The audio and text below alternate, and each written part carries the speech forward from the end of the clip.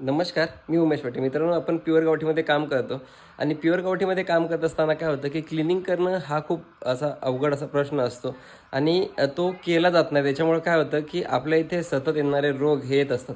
आता आपण काय केलं आहे की आपल्या इकडे पिल्ले येणार आहेत, म्हणून आपण काय केलं, शेड पूर्ण असं स्वच्छ धुवून घेतलं आहे.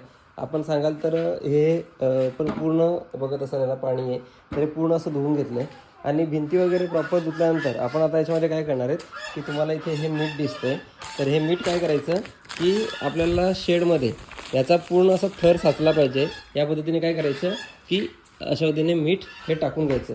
आपल्याकडे जे काही व्हायरस येतात ते कुठल्या पद्धतीने असतात, एक तर हवेमार्फत, जमिनीमार्फत आणि तुम्ही बघताय तर ह्यासाठी कसं आहे की आपल्याला जे काही बॅक्टेरिया आहेत किंवा व्हायरस आहेत, तर एक जे क्षार असतं ते जास्त क्षार झाल्यामुळे काय होतं की ते बॅक्टेरिया मरतात. त्याच्यानंतर आपण कोर्सोलिन किंवा B904ची फवारणी करायची. ती केल्यानंतर आपला फार्म पूर्ण असा डिसइन्फेक्ट होतो आणि असं केल्याने तुम्हाला खूप चांगला रिझल्ट येतो. बऱ्याच वेळा असं होतं की मित्रांनो, तुमच्याकडे जर पाणी साचून राहत असेल तर तुम्ही भरपूर जर मीठ टाकलं तर याच्यामध्ये खूप चांगला असा थर येतो आणि जर तो थर आला तर खूप चांगला रिझल्ट तुम्हाला येतो.